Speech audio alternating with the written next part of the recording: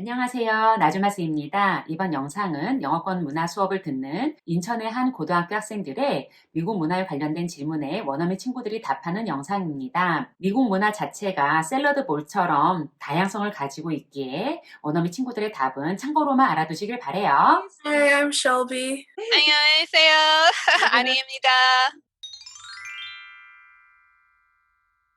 It's been really different because we moved to online school. For my math teacher, she's on purpose not teaching us some things right now because it's not easy to teach those kinds of things online next year to teach in person. Oh, also, this is a big thing. So when we were in school, we would work on a lot of things per day, but my teachers have done this online thing where we have certain things to do each week. You cannot go back to school. No. Fall semester, can you go back to school or you don't know what will happen? For next year, I think we're going to be able to go back. We're supposed to go back around fall. I don't know right now what we're supposed to do. But still, online school now, and then your teachers are grading, right? Yes, we had options where we could choose to improve our grade, which is what I chose. But if your grade is lower than what you had first semester, they'll just give you the grade you had first semester. Some people chose to not improve their grade and just go with that grade that they had. And then there was an option for people who couldn't do school, so they would just say, I won't be able to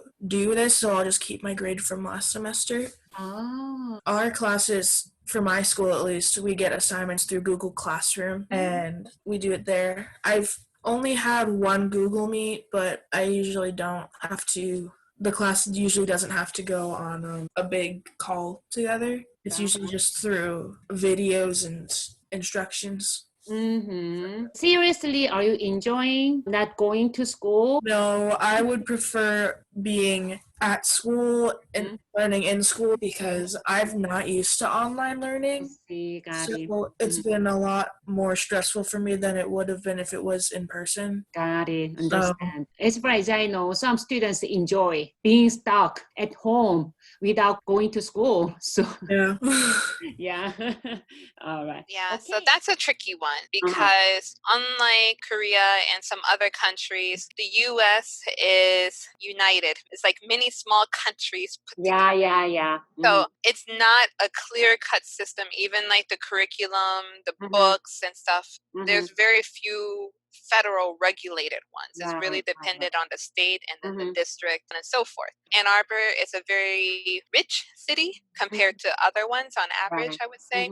So the plan for this situation is giving students that don't have Wi-Fi devices, because there are some families that don't have Wi-Fi or even internet, so that they can have online classes. I would say, I'm assuming they think or found research that a good portion of students in Ann Arbor have maybe a device or computer or something. But for example, Detroit, which the superintendent was talking about, a large percentage of students don't have internet at home. A large percentage don't even have a computer. They might have like a cell phone, but how can you do your work on a little cell phone? Small, trying to see the notes that the teacher posts or other things. It'll be too hard compared to a computer. So they try to do paper packets. And the problem with the paper packets is that they didn't print enough. The demand is so high.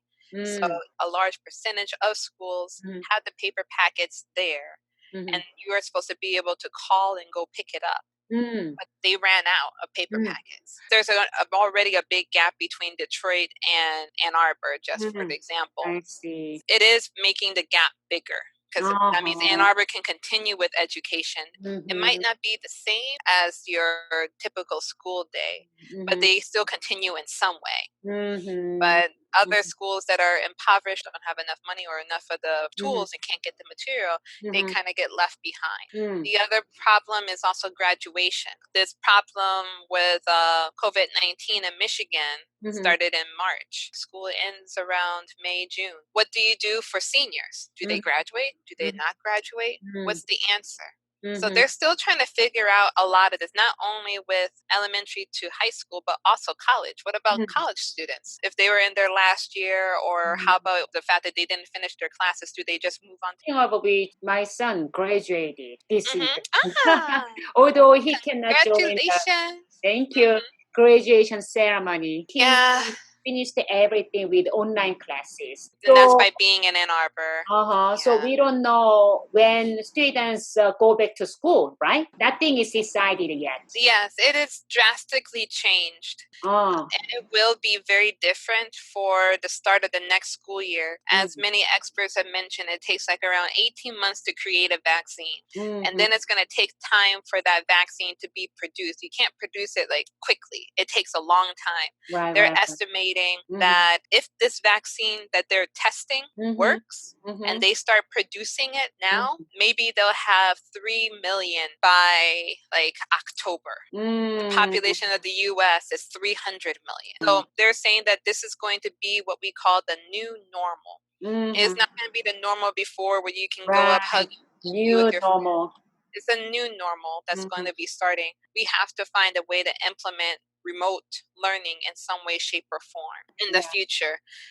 Classrooms are already very crowded. So what are you going to do? It's not unlike some countries or some areas in countries. We don't really have much of a depopulation when it comes to children and childbirth. So there's still a high number of kids in the classroom. How do you put enough distance between them? And also wearing masks is not part of American culture. So how would you integrate wearing masks? How will they sit in the cafeteria? There's so many questions. And a lot of the social events, we have very close social events like prom. Prom is dancing and you dance with people. Your friend, your boyfriend, girlfriend, get very close. How do you handle that? Right. So these are all for next year. So it's kind of far in the future, but it's something that the superintendents and the government needs to think about. Right. 오늘도 시청해주셔서 감사합니다. 영상이 조금이나마 도움이 되셨다면 좋아요와 구독 부탁드릴게요. 많은 힘이 되거든요. 항상 행복하세요. Stay safe and stay healthy. Bye.